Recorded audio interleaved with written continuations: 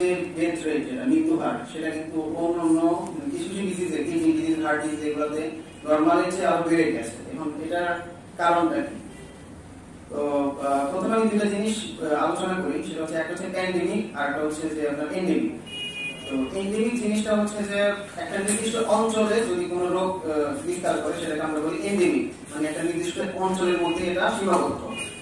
আর pandemic যেটা সেটা হচ্ছে যে মানে হোল ওয়ার্ল্ড ওয়াইড যেটা ছড়িয়ে গিয়েছে সেটা এন্ডেমিক নাই, সেটাকে আমরা বলতেছি যে প্যান্ডেমিক।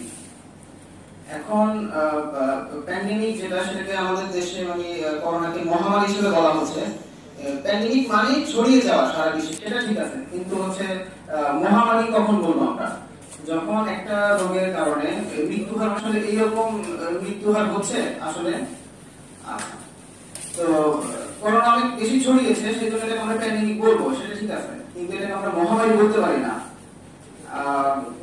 আমি এখন যদি আমার অভিজ্ঞতার কথা বলি, আমি হলি ফ্যামিলি মেডিকেল কলেজে হসপিটালে কোভিড ইউনিটে কাজ করেছি প্রথম যে ফ্লো ছিল ওই সময়টায়। তো আমরা একটা রোগী যখন ডায়াগনোসিস করি তখন যদি ধরেন একটা রোগীর দুইটা ডিজিজ আছে, সাপোজ কেউ হার্ট ডিজিজ আছে, সাথে কিডনি ডিজিজ আছে, সাথে লাং ডিজিজ আছে, তো আমরা লিখি এইভাবে the case with diabetes mellitus, with ischemic heart disease, with chronic kidney disease, এরকম ভাবে। এখন আমি যেটা দেখেছি আইসিইউতে যেসব পেশেন্টগুলো ছিল, তো তাদের ক্ষেত্রে এরকম বলা হয়েছে যে আমরা তো লিখি এভাবে লিখলাম, কিন্তু তাদের দেখা যাচ্ছে যে এই ডিজিজগুলো আগে থেকে ছিল, তিনটা চারটা ডিজিজ আগে থেকে তাদের ছিল, ডায়াবেটিস ছিল, কিডনি ডিজিজ ছিল, হার্ট ডিজিজ ছিল, অনেকের প্রিভিয়াস হিস্ট্রি অফ স্ট্রোক ছিল। এখন জাস্ট কোভিড পজিটিভ হওয়ার কারণে ডায়াগনোসিসটা হয়ে গেছে কি রকম, আর এই রোগ covid positive with diabetes mellitus, with ischemic heart disease, with chronic kidney disease. আচ্ছা, এখন এই পেশেন্টগুলো যখন মারা যাচ্ছে তখন তাদেরকে বলা হচ্ছে যে এগুলো করোনাতে মারা গিয়েছে। কিন্তু যদি এই সিজনটা না থাকতো, করোনা সিজনটা, যদি এই পেশেন্টগুলোর মৃত্যু হতো সেক্ষেত্রে কিন্তু এটা করোনার ব্যাপারটা আসতো না। তখন হতো যে মানে কিডনি ডিজিজে মারা গিয়েছে বা ইসকেমিক হার্ট ডিজিজে মারা গিয়েছে বা প্রিভিয়াস হিস্ট্রি ছিল স্ট্রোকের, সেই কারণে মারা গিয়েছে। এখন দেখা যাচ্ছে অনেক ডিজিজ ছিল তার, but just because of Covid positive এখন কিন্তু নাম মানে খাতা কোথায় চলে গেছে, তাদের নামটা কোভিড এর জায়গায় চলে যাচ্ছে, যে তারা কোভিডে মারা গিয়েছে। তো এটা আমার একটা অবজারভেশন, আমি দেখেছি মানে ম্যাক্সিমাম আইসিইউ পেশেন্টগুলো যারা তাদের অনেক প্রিভিয়াস হিস্ট্রি ছিল, বাট ওগুলাকে ওইভাবে হাইলাইট করা হয় না, just because of Covid positive বলা হচ্ছে যে তারা করোনায় মারা গিয়েছে। এনিওয়ে, তো আমরা খুব বেশি কিছু বলবো না, আমাদের পরবর্তীতে বক্তারা আছেন, আমার স্যার আছেন, ওনারা আলোচনা করবেন। তো আমি যেটা বলতে চাচ্ছিলাম, এই যে করোনার পেশেন্টদেরকে খুব বেশি একটু হাইলাইট করতে গিয়ে বা নজর দিতে গিয়ে আমাদের যে অন্যান্য পেশেন্টগুলো আছে, বাংলাদেশে অনেক পেশেন্ট আছে কিডনি ডিজিজে ভুগতেছে, হার্ট ডিজিজে ভুগতেছে, তো তারা দেখা যাচ্ছে যে একটা হসপিটালে ভর্তি হতে গেলে যেন আগে করোনা টেস্ট করে আসেন, না হলে আমরা ভর্তি দিব না। এটা অবশ্য উপরে থেকে নির্দেশনা, এটা হসপিটালে দোষ দিয়েও লাভ নাই। নন কোভিড হসপিটালে কোভিড পেশেন্টদেরকে অ্যালাউ করছে না। এখন একটা পেশেন্ট তার এমনিতে অবস্থা খারাপ, ইসকেমিক হার্ট ডিজিজে স্ট্রোক করে আসছে, তারপর আপনার হচ্ছে যে কিডনি ফেলিউর হয়ে আছে, তার ডায়ালাইসিস দরকার, এই সময় সে করোনা হচ্ছে টেস্ট করাবে কখন? একদিন দুদিন পরে রেজাল্ট আসবে, তারপর তাকে ভর্তি দিবে। তো এইভাবে কি হয়? এবার হচ্ছে এই পেশেন্টটা আরো খারাপ হয়ে যাচ্ছে। তো একটা ডেটা আছে আমার কাছে, 2020 সালে দেশের মোট মৃত্যু ছিল 8 লক্ষাধিক, সব মিলিয়ে আর কি, কিন্তু করোনায় মৃত্যু ঘটেছিল 8,000 লোকের, যেটা হচ্ছে এই 8 লক্ষের হিসাব যদি করি তাহলে মোট মৃত্যুর 1%। তো এই 1% কে যদি আমরা এইভাবে গুরুত্ব দিতে যাই তাহলে আমাদের যে অন্যান্য পেশেন্ট গুলো আছে তারা কিন্তু ক্ষতিগ্রস্ত হয়, তারা কিন্তু পর্যাপ্ত চিকিৎসাটা পাচ্ছে না। আর একটা জিনিস যে লকডাউনের কারণে তারা ঠিক মতো হাসপাতালে পৌঁছাতে পারতেছে না, অ্যাম্বুলেন্সের অভাব। তো এটাই, বেশি কিছু বলবো না। আমার মেইন কথা হচ্ছে যে অল্প মানে স্বার্থকে গুরুত্ব দিতে গিয়ে আমাদের বেশি স্বার্থ যেটা, অনেক পেশেন্টের ব্যাপার যেটা, ওটাকে যাতে আমরা ভুলে না যাই, আমরা যাতে করোনাকে খুব বেশি হাইলাইট না করি। আমাদের অন্যান্য পেশেন্ট আছে, তাদের ব্যাপারটা আমাদের দেখা দরকার। ঠিক আছে, ধন্যবাদ সবাই। সম্মানিত সুধীবৃন্দ, 2020 কোভিড-19 শুরু হয়েছিল ডিসেম্বর 2019 থেকে। তারপর 2020 এবং চবিরের প্রতি বিশেষ নজর দিতে গিয়ে অনেকেই বঞ্চিত হয়েছেন তাদের চিকিৎসা থেকে। এই জন্য বিশেষজ্ঞরা ধারণা করছেন লকডাউন যদি দীর্ঘায়িত করা হয় তাহলে স্বাস্থ্য ব্যবস্থা ভেঙে পড়ার সম্ভাবনা সার্থকতা আমরা ধরে নিতে পারি। তো আমি শুরুতে বলে নিই, আমি পেশায় একজন গবেষক এবং শিক্ষক। আমি গবেষক শব্দটাকে আমি আগে বললাম, basically I am a life scientist researcher. আমি ঢাকা বিশ্ববিদ্যালয়ের ডিপার্টমেন্ট অফ মাইক্রোবায়োলজিতে গত 1997 সালে প্রভাষক হিসেবে যোগদান করার পর থেকে অদ্যাবধি কাজ করে যাচ্ছি এবং এর মাঝে উচ্চতর প্রশিক্ষণের জন্য আমি পিএইচডি করেছি যুক্তরাজ্যের ম্যানচেস্টার ইউনিভার্সিটি, অতঃপর কানাডার মেকগিল ইউনিভার্সিটিতে আমার একটা পোস্ট ডক্টরাল ফেলোশিপ আছে এবং বেশ কিছু ইন্টারন্যাশনাল কনফারেন্সে আমার যোগদান আছে। এই কথাগুলো বলার কারণ হচ্ছে যে আমি মূলত একজন গবেষক এবং আমি কথা বলতে পছন্দ করি এভিডেন্স বেসড, অর্থাৎ তথ্য সূত্র এদের উপর নিরিখে। তো আমি শুরুতে একটু ক্ষমা চেয়ে নিই, আমি যেহেতু পেশায় মাস্টার মানুষ। আমরা কিছু আজকের আলোচনার প্রধান বিষয় আমাদের লকডাউন কেন্দ্রিক এবং শেষেরটা হবে ভ্যাকসিন কেন্দ্রিক। তো আমরা এই দুটো অ্যানালাইটিক্যাল পয়েন্ট অফ ভিউ থেকে আমরা আলোচনা করছি। লকডাউন দেওয়ার ফলে আমার পূর্ববর্তী বক্তায় কিছু তথ্যের মাধ্যমে আমাদের কাছে উপস্থাপন করে গেছে যে দেশে শতকরা 99% রোগীর জনস্বাস্থ্য মারাত্মকভাবে ক্ষতিগ্রস্ত হয়েছে। এর কারণটা হচ্ছে যে 8 লক্ষ লোকের মৃত্যু ঘটেছে, সেই 8 লক্ষ লোকের ভেতর করোনার কারণে মৃত্যু হার ছিল 8,000, অর্থাৎ 100-তে 1 জন। এবং এর বিভিন্ন মেয়াদী প্রভাবে অনেক লোক ইতিমধ্যে মারা গেছে এবং আরো মারা যাওয়ার সম্ভাবনা তৈরি হয়েছে। লকডাউন দীর্ঘায়িত করলে জনস্বাস্থ্য ব্যবস্থা কতটা ঝুঁকির মুখে পড়বে সে বিষয়ে আমরা আমাদের বক্তব্য এবং উপস্থাপনা তুলে ধরছি।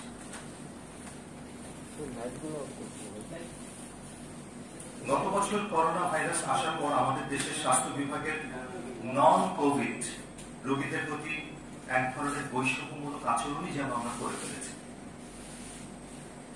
2020 সালে দেশে মৃত্যুহার যেখানে সর্বমোট মৃত্যু যেখানে ছিল প্রায় 8 লক্ষাধিক, করোনার কারণে মৃত্যু ঘটে 8,000, যার মোট মৃত্যু শতকরা 1%। এই 1% মৃত্যুকে হ্রাস করতে গিয়ে বৈষম্যমূলক আচরণ করে আমরা বাকি 99% মৃত্যুকে যেন একরকম ত্বরান্বিতই করে ফেলেছি। বিশেষ করে লকডাউন দেওয়ার ফলে এই শতকরা 99% রোগীর জনস্বাস্থ্য মারাত্মকভাবে ক্ষতিগ্রস্ত হয় এবং এর বিভিন্ন মেয়াদী প্রভাবে অনেকে অনেক ধরনের জটিলতার কারণে নির্দিষ্ট হয়ে মৃত্যুমুখে পতিত হয়।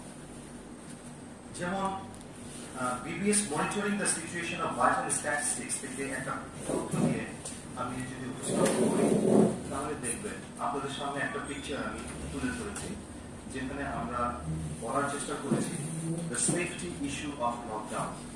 এখানটাতে আপনারা দেখেন আমরা নন কোভিড 3টি প্রদাহ নিয়ে আমরা একটা কম্পারেটিভ স্ট্যাটিস্টিক্স তুলে ধরলাম।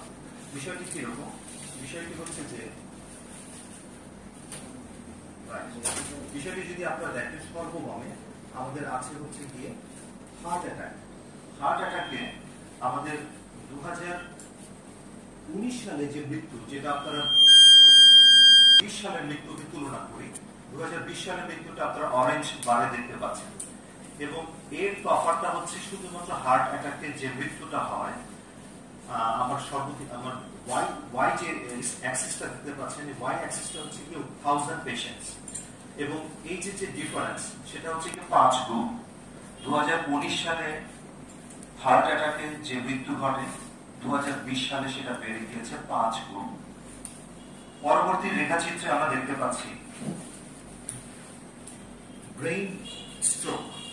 ব্রেইন স্ট্রোকে যে মৃত্যু হার 2019-এ আপনারা যেটা ব্লু বাটনে দেখতে পাচ্ছেন, ব্লু বারে দেখতে পাচ্ছেন, অরেঞ্জ বার 2020-এ সেটা বেড়ে গেছে কমপক্ষে 2 গুণ। অতঃপর চলে যাচ্ছি কিডনি ডিসঅর্ডার। কিডনি ডিসঅর্ডারেও মোটামুটি আমাদের 3 গুণ বেশি মৃত্যু হার 2020 সালে রেকর্ড করা হয়। এবং কেন এত মৃত্যু, কেন এত মৃত্যুর সংখ্যা দ্বিগুণ, এগুলি সবই নন কোভিড। এটা ব্যাখ্যা করতে গিয়ে বর্তমানে DGHS, directorate general of health service Bangladesh, স্বাস্থ্য মন্ত্রণালয়ের যিনি অ্যাডিশনাল ডিরেক্টর জেনারেল আছেন ডক্টর নাসিমা সুলতানা, উনি আমার সহকর্মী। পেশাগত কারণে আমরা অনেক কিছুই নিজেদের মধ্যে আদান প্রদান করি। উনি বিবিসি কে একটি ইন্টারভিউতে স্বীকার করে নিতে বাধ্য হয়েছিলেন যে the main reason for the increased death is corona and lockdown.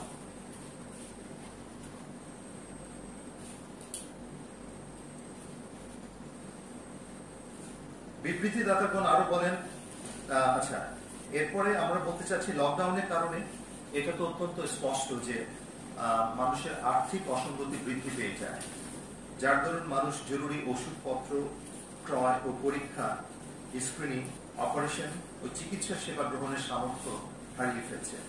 ফলশ্রুতিতে নিকট ভবিষ্যতে দেশে মৃত্যু হার মারাত্মক আকারে বৃদ্ধির আশঙ্কা বেড়ে যাচ্ছে। আমরা যখন কথা বলবো তখন কিন্তু ঢাকা কেন্দ্রিক কথা বলছি না, আমরা কথা বলছি পুরো দেশব্যাপী এবং সারা দেশের সঙ্গে স্বাভাবিকভাবে ঢাকা শহরে উন্নত চিকিৎসা ব্যবস্থা থাকার দরুন যোগাযোগ একটি অত্যন্ত গুরুত্বপূর্ণ অনুষঙ্গ, এবং সেই অনুষঙ্গে যখন একটি চেন পড়ে যায় লকডাউনের কারণে, তখন স্বাভাবিকভাবে জনগণ প্রত্যাশিত চিকিৎসা সেবা থেকে বঞ্চিত হওয়া হুমকিতে পড়ে যায়। অতঃপর লকডাউনের প্রয়োজনীয়তা প্রমাণ করতে গিয়ে অনেকেই যুক্তি দিয়ে থাকেন, লকডাউন দিয়ে সংক্রমণ রোধ না করলে করোনার মৃত্যু সংখ্যা 1% না হয়ে আরো বেশি হতো।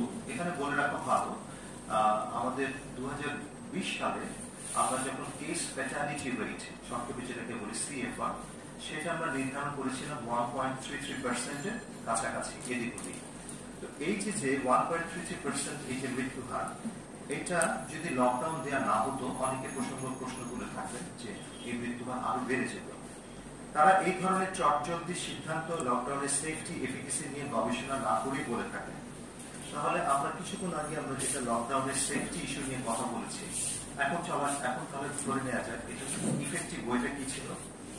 মূলত লকডাউনের এফিকেসি গত বছর এপ্রিল মাসে প্রশ্নবিদ্ধ হয়, যখন ইটালি বিভিন্ন শহরে লকডাউনের ডেটা প্রকাশ করতে থাকে। যেমন ইটালির ভেনাটো অঞ্চলে গ্রাফে দেখা যাচ্ছে করোনার মৃত্যুর উপর লকডাউনের কোন কার্যকরী ভূমিকা নেই।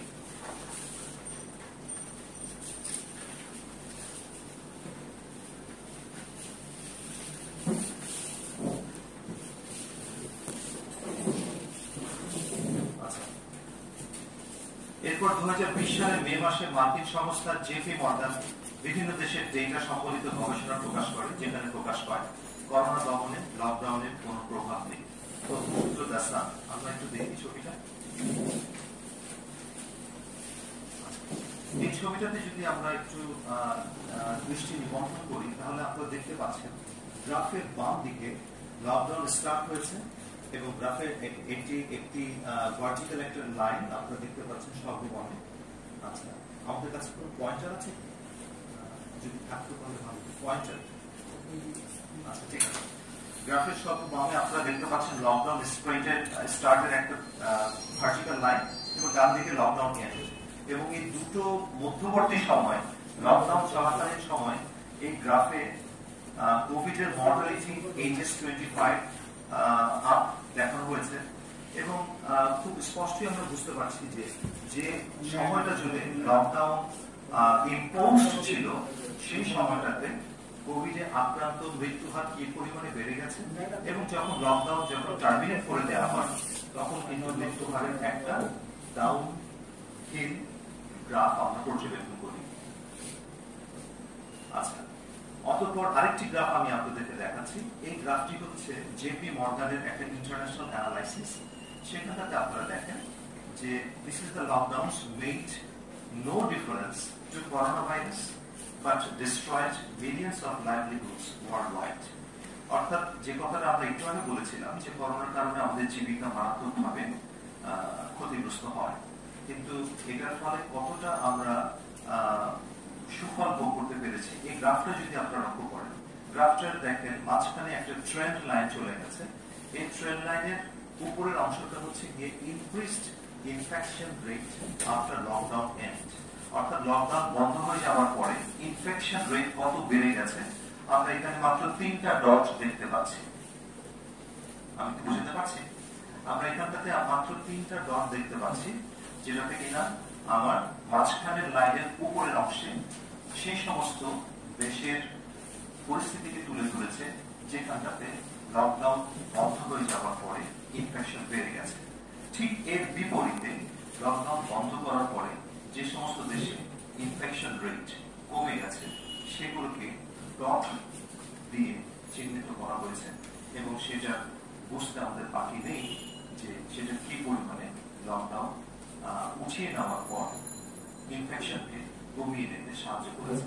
এটার একটা স্ট্যাটিস্টিক্যাল এক্সপ্লানেশন আছে যেটা আমি পরবর্তীতে আপনাদের সামনে উপস্থাপন করব। দাবি করা হয় করোনার সংক্রমণ রোধে লকডাউনের ভূমিকা আছে।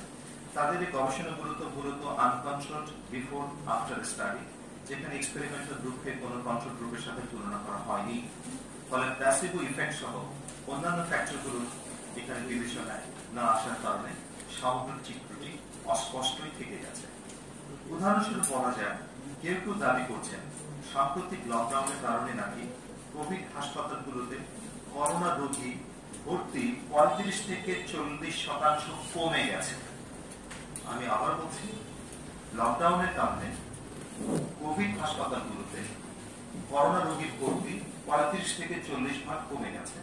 তথ্যসূত্র বিডি নিউজ 24 29 এপ্রিল 2021।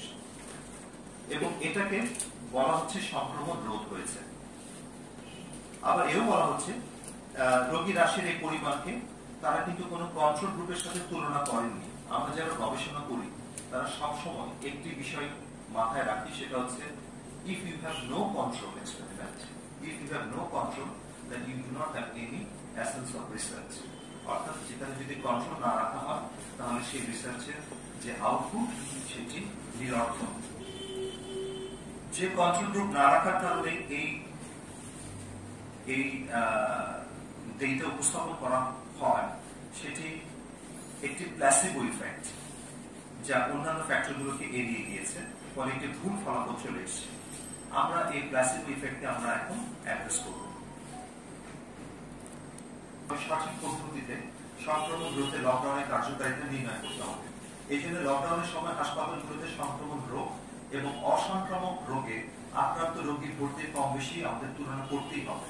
এই পদ্ধতিতে আমাদের পর্যবেক্ষণ হচ্ছে হাসপাতালগুলোতে করোনার কারণে যে পরিমাণ রোগী কমেছে তার দ্বিগুণ কমেছে অসংক্রামক রোগে আক্রান্ত রোগীর সংখ্যা।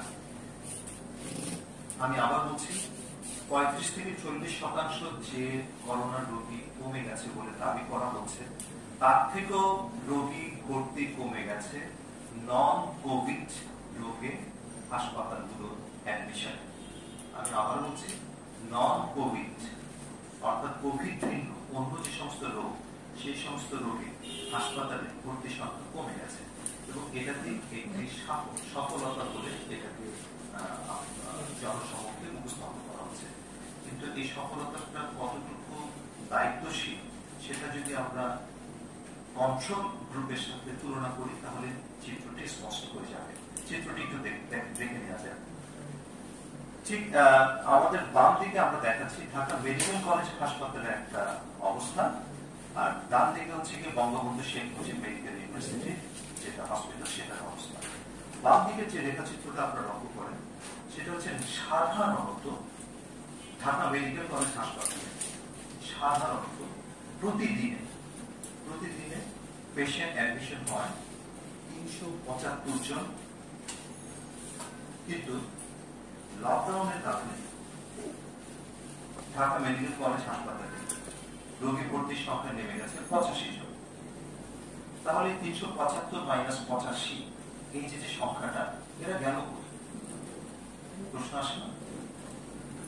ঠিক একইভাবে যদি বঙ্গবন্ধু মেডিকেলের কথাটা চিত্র করি, স্বাভাবিক অবস্থায় যেখানে প্রতিদিন রোগী ভর্তির সংখ্যা ছিল 175 জন, লকডাউনের কারণে সেখানে ভর্তির সংখ্যা কমে গিয়েছে 44 জন। তাহলে যদি আমি আপনাদের কাছে এরকম একটা চিত্র উপস্থাপন করি যে লকডাউনের কারণে ঢাকা মেডিকেল কলেজে বা বঙ্গবন্ধু মেডিকেল ইউনিভার্সিটিতে রোগী ভর্তির সংখ্যা কত কমে গেছে, তাহলে কি এটা একটা খণ্ডিত এবং বিভ্রান্তিকর নয়?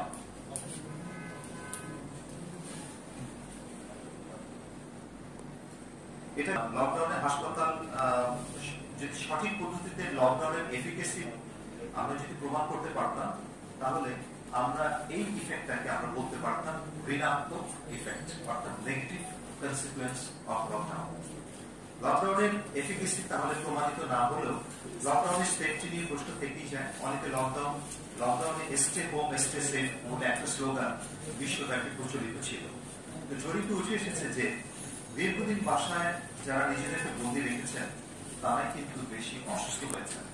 যখন আমরা 2020 সালে মে মাসে নিউ ইয়র্কে একটি হাসপাতালে রোগীদের যে সমস্ত ভর্তি ছিলেন তার মধ্যে শতকরা 66% রোগী যারা স্টে হোম স্টে সেফ নীতি অনুসরণ করে নিজেদেরকে বন্দী রেখেছিলেন তাদের উপস্থিতি পাওয়া যায়।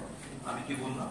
অর্থাৎ নিউ ইয়র্ক হাসপাতালে জরিপ চালিয়ে শতকরা 66 জন রোগী যারা হসপিটালে অ্যাডমিটেড ছিলেন তারা কিন্তু সেই স্লোগানে অনুপ্রাণিত হয়ে স্টে হোম স্টে সেফ নিজেদের গৃহবন্দী করে রেখেছিলেন। কিন্তু আলটিমেট সুফল তারা পাননি, হাসপাতালে ভর্তি হতেই হয়েছে। লকডাউনের সেফটির কথা গুরুত্ব না দিয়ে যেভাবে জনগণের উপর লকডাউন চাপিয়ে দেওয়া হচ্ছে, ঠিক একইভাবে টিকার সেফটি কতটুকু বিবেচনা আনা হয়েছে তাও প্রশ্নবিদ্ধ। এখন আমরা লকডাউন থেকে আমাদের অ্যাটেনশন সরিয়ে আমরা এখন একটু টিকা যেটা আছে সেটার এফিকেসি নিয়ে একটু কথা বলতে চাই। টিকা নেওয়ার পর 1-1.5 মাসের মধ্যে অনেকে মারা যাচ্ছে বলে সোশ্যাল মিডিয়ায় ছড়িয়ে পড়ে নানা তথ্য আমাদের দৃষ্টিগোচর হয়েছে। আসলে অক্সফোর্ড বা অ্যাস্ট্রাজেনেকার যে ভ্যাকসিন কিংবা স্পুটনিক 5 বা রাশিয়ার তৈরি যে ভ্যাকসিন, যেটা অ্যাডিনোভাইরাল ভেক্টর প্রযুক্তি ব্যবহার করা হয়েছে, সেটি ছিল একেবারেই নতুন প্রযুক্তি এবং এর সেফটি কিন্তু এখনো পুরোপুরি পরীক্ষিত হয় নাই। আমি আবার জোর দিয়ে বলছি, আমরা যে ভ্যাকসিনটা আমরা পাচ্ছি অক্সফোর্ড অ্যাস্ট্রাজেনেকা,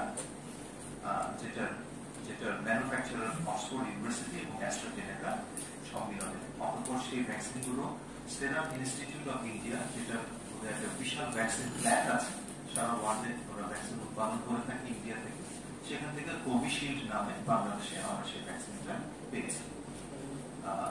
আবার আমরা এও জানতে পেরেছি যে আমাদের যে ভ্যাকসিনের যে চাহিদা সেরাম ইনস্টিটিউট অফ ইন্ডিয়া থেকে সরবরাহ হওয়ার কথা ছিল, সেটি বর্তমান পরিস্থিতিতে কিছুটা অনিশ্চয়তায় পড়ে যাওয়ার কারণে সরকার রাশিয়ার স্পুটনিক 5 এই ভ্যাকসিনটি সংগ্রহ করার ব্যাপারে প্রয়োজনীয় পদক্ষেপ গ্রহণ করেছে।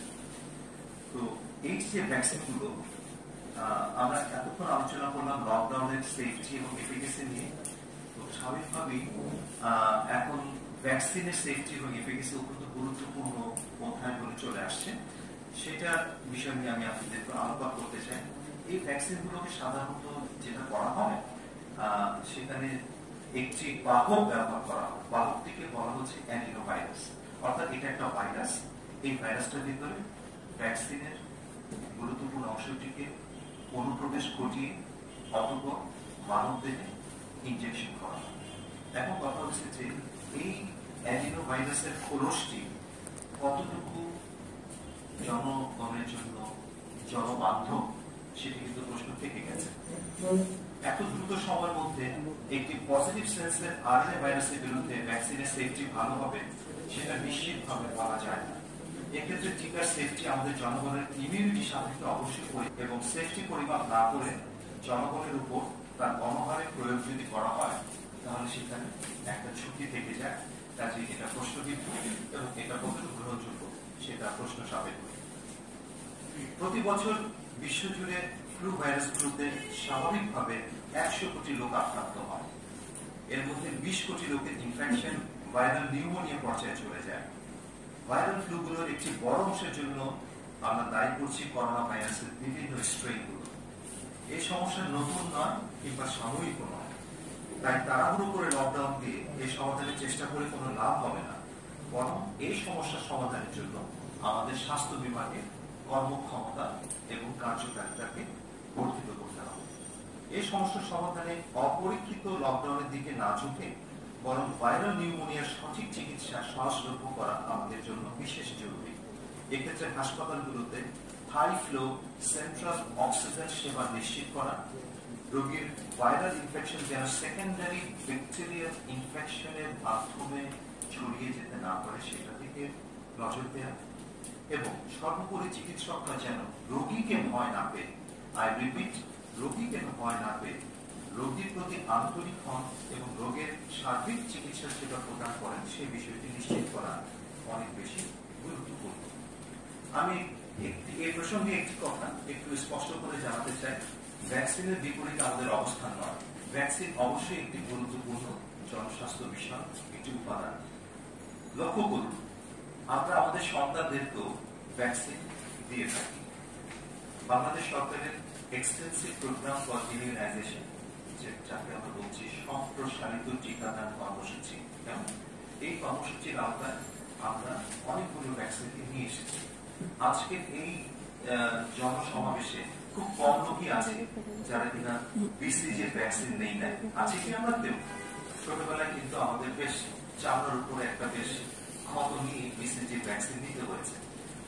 তাহলে এই যে ভ্যাকসিন গুলো, এনএমআর ভ্যাকসিন আমরা যাকে বলছি measles, mumps, rubella, hepatitis B vaccine, তারপরে হচ্ছে গিয়ে ওরাল পোলিও ভ্যাকসিন, এই সকল ভ্যাকসিন গুলো কিন্তু সিরিজ অফ সেফটি, এফিকেসি অধ্যায় পার করে দিয়ে অবশেষে জনস্বাস্থ্যের অন্তর্ভুক্ত হয়েছে। এবং এই যে সিরিজ অফ প্রসিডিউরস, এগুলো কিন্তু ওভারনাইট আসে নাই, একদিন দুদিনের পরিশ্রমে আসে নাই, 1 মাস 2 মাস 1 বছর 2 বছরের পরিশ্রমে আসেনি। একটি ভ্যাকসিনকে জনস্বাস্থ্যে ফিট হতে কমপক্ষে 10টি বছর গবেষণা প্রয়োজন। কেন 10 বছরের গবেষণার মিনিমাম রিকোয়ারমেন্ট? কারণ এই গবেষণার মাধ্যমে আমি যে বিভিন্ন ফেজ ট্রায়ালে বিভিন্ন জনগণের উপর এটার কার্যকারিতা প্রমাণ করব, সেটার ডেটা, সেটার short term effect, long term effect, এগুলো যাচাই বাছাই পর্যালোচনা করেই সেটাকে জনগণ বান্ধব করে নিতে হবে। কাজে আমাদের অবস্থান হচ্ছে, টিকাকে যদি আমরা জনগণের উপর চাপিয়ে দিতে চাই, জোর করব, সেটি মনে হয় খুব সুন্দর ব্যবস্থা হবে না। আমার স্বাস্থ্য আমার সিদ্ধান্ত। কাজে যে টিকা আপনার, আমি বলছি যে আমাদের যে সমস্ত জনগণ, এখন তো আমাদের মোটামুটি আমাদের লাইফ এক্সপেক্টেন্সি যেটা আগে ছিল 52 থেকে 53 বছর, এখন বাংলাদেশের পুরুষের স্বাভাবিক লাইফ এক্সপেক্টেন্সি 72 বছরের আশেপাশে। এখন আমাদের আয়ু বেড়ে গেছে আলহামদুলিল্লাহ, এবং এই বর্ধিত আয়ুতে আমাদের অনেক ধরনের কোমরবিডিটিও এসে গেছে। তাছাড়া আমরা অনেক পরিবারে heart disease, obesity, autoimmune disease, এই সমস্ত রোগে আমরা যারা ভুগছি তাদের উপর এই ভ্যাকসিনগুলো কতখানি লং টার্ম, এই গবেষণাগুলো অধরা থাকার কারণে আপনারা লক্ষ্য করবেন যে বিভিন্ন ক্ষেত্রে বিভিন্ন দেশ টিকা গ্রহণকে, এই পিকচারটা যদি একটু আপনাদের সামনে তুলে করি, India people vaccinated per 100 versus new death per million. পিকচারটাতে আপনারা দেখুন, লাল যে রেখাচিত্রটি পার মিলিয়ন, আর ব্লু যে চিত্রটি দেখতে পাচ্ছেন, ব্লু যে একটা রেখা আপনারা দেখতে পাচ্ছেন, ভ্যাকসিনেটেড পার 100। লক্ষ্য করুন যে পরিমাণ পিপল ভ্যাকসিনেটেড হয়েছে, যে সংখ্যাটা যেমন ঊর্ধ্বমুখী, ঠিক একইভাবে মৃত্যু হারটাও কিন্তু ঊর্ধ্বমুখী হচ্ছে। এবং স্পুটনিক ভ্যাকসিন সংগ্রহ করার জন্য ব্রাজিলিয়ান মিনিস্ট্রি কিছুদিন আগে একটা অর্ডার ছিল, কিন্তু গত পরশুদিন একটি রিপোর্টে দেখা গেছে যে Russia criticises Brazil's rejection of Sputnik vaccine. অর্থাৎ ব্রাজিল সরকার রাশিয়া থেকে আমদানিকৃত যে ভ্যাকসিনগুলো তাদের জনগণের জন্য প্রয়োগ করার কথা ছিল, সেই আমদানিতে নিষেধাজ্ঞা সাময়িকভাবে বলবৎ করেছে। কারণটা কি? কারণ তারা দেখেছে যে health regulator identifies risk with Sputnik V and says information lacking on its safety, effectiveness and quality. আমি আবারও বলছি, এই সেফটি ইস্যুতে গিয়ে ব্রাজিল সরকার স্পুটনিকের এই লটটাকে সাময়িকভাবে বন্ধ করে দিয়েছে। তাদের একটি উদ্দেশ্য হচ্ছে যে presence of adenovirus with the ability to replicate. যে খোলসটাকে ব্যবহার করা হয়েছে সেই খোলসটা মানব দেহে রেপ্লিকেশন করতে পারে, এবং রেপ্লিকেশনের ফলে যেটা হবে সেটা হচ্ছে যে they could cause damage and death, specially in people with low immunity and respiratory problems. তাহলে ঘুরে ফিরে কি দাঁড়াচ্ছে, এই যে ভ্যাকসিনগুলো, এই ভ্যাকসিনগুলোর কার্যকারিতা কিন্তু বা এই ভ্যাকসিনগুলোর সেফটি কিন্তু একটা ইস্যু থেকেই যাচ্ছে, যে কারণে আমরা খুব রিসেন্টলি বিভিন্ন সময় দেখছি যে ব্লাড ক্লট হচ্ছে, ওকে, দৃষ্টি ক্ষমতা হ্রাস পেয়ে যাচ্ছে, তারপর দেখা যাচ্ছে মেমোরি লস হচ্ছে, এই ধরনের বিভিন্ন ধরনের আফটার ইফেক্ট সিনড্রোম গুলো চলে আসছে। আসলে এই সিনড্রোম গুলোকে বিচার বিশ্লেষণ বা গবেষণা করে জনস্বাস্থ্যের কাছে উপস্থাপন না করি চাপিয়ে দেওয়ার কারণে এই সমস্যাগুলো হচ্ছে। তো কাজে আমাদের অবস্থান আমরা আবার ব্যর্থহীনভাবে বলতে চাই, ভ্যাকসিন অবশ্যই আমাদের জন্য জরুরি, কিন্তু তার সেফটি এবং নিরাপত্তা নিশ্চিত না করে যেন এই বিষয়টি বাধ্যতামূলক না করা হয়। বাধ্যতামূলক শব্দটি কেন বলছি, কারণ পৃথিবীর অনেক দেশ আছে ইতিমধ্যে ইমিউনিটি পাসপোর্ট বলে একটি টার্ম তারা চালু করেছেন।